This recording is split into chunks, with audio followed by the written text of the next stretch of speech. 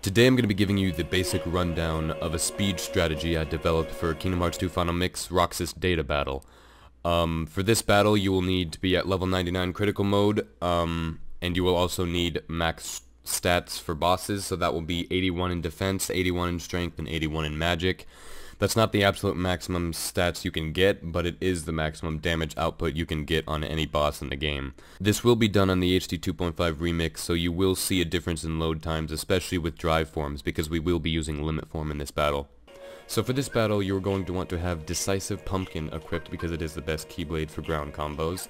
In your abilities menu, you're obviously going to need Dodge Roll for limit form because we're going to be using limit form. You're going to need one combo plus on. You can't have any more than that. You can't have negative combo on, any of that. And air combo plus doesn't matter. And you're definitely going to want to have MP Rage on. If you don't have that on for whatever reason, make sure you have it on because we need damage to get enough magic to use all of our limits. And in the customize menu, you're going to make sure you don't have any items in the triangle customize, because that will intrude with Last Arcanum. Otherwise, your customized menu doesn't matter because we're not going to be using anything in there. No Reflect, no Kiraga, none of that. So I'm going to be showing you the ideal battle.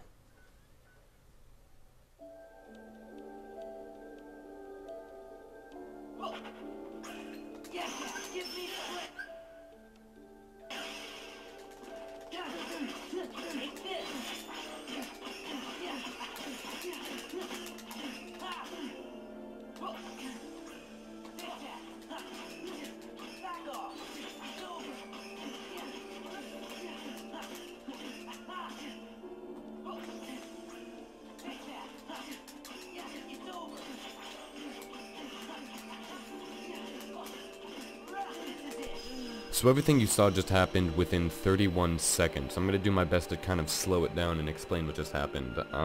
One of the key things to note in the beginning is that I did take damage because I need enough magic for 3 limits, and getting hit will give me enough magic. So the first thing you want to do in this battle is you want to lock onto him and you want to slide dash him when he uses his attack.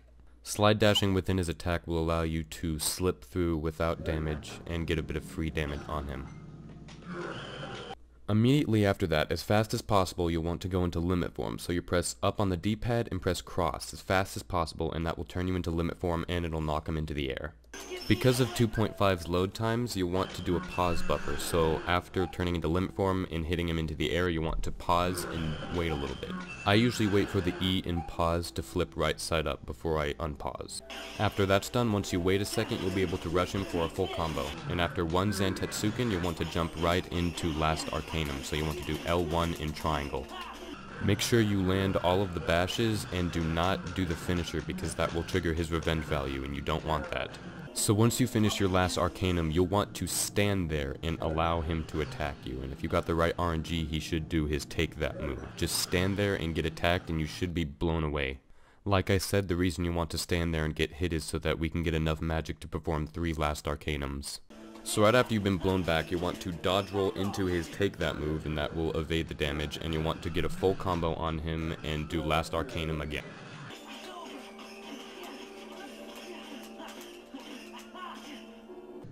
Ideally, once you finish Last Arcanum, he should go right back into another Take That, and you want to repeat the process again.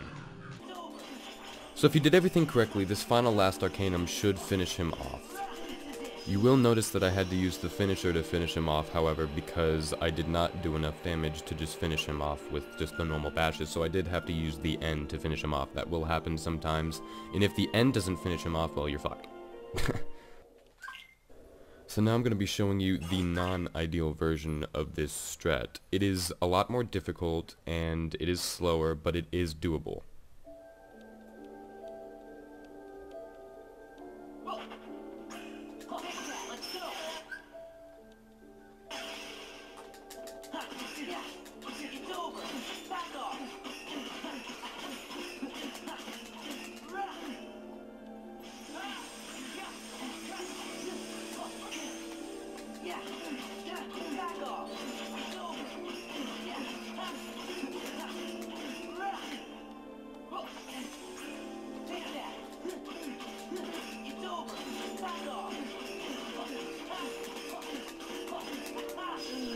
So you'll notice that the key difference in this battle is that instead of going straight into a take that, he actually goes into his normal ground combo. There's about a 50-50 chance that he will either go into take that or the ground combo. So that's why this is unideal, because the normal ground combo is a lot harder to deal with. Nonetheless, to deal with this, what you'll want to do is you want to still get hit all normal, but once he jumps back and his keyblades glisten to finish off his attack, you'll want to do an aerial recover, and you'll want to do a normal hit in the air. The timing for this hit in the air is incredibly precise and will probably take a lot of practice, but the time window is right before he will lunge at you, so you'll need to kind of hit down and make sure that the keyblade is sort of at his level by the time he lunges at you, and that should block his attack. And then when you land, you just rush in and repeat the process like I've said before. It is entirely possible that he will do 2 ground attacks in a row, so you want to be prepared for that and just do what I told you. I don't mean to make this part look too easy, because it does take a lot of practice, and I definitely mess this up myself a lot as well.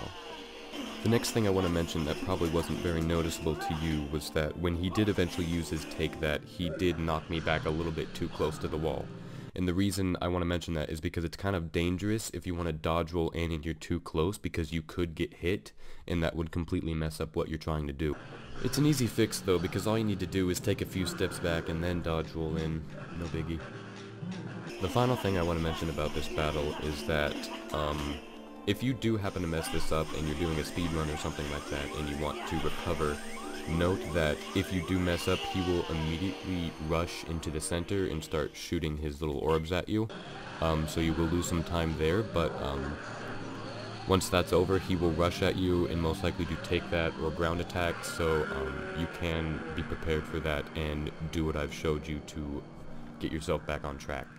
I didn't do that in the video, but it shouldn't be too hard to imagine. But really, no matter how this battle plays out, it relies on you being able to do what I've showed you. So if you can pull off everything I've showed you, you should be able to complete this battle within 30 to 40 seconds, and that's really good timing. If you're going to choose this strat, you will definitely need to do a lot of practice, because it isn't something you can get down in one try.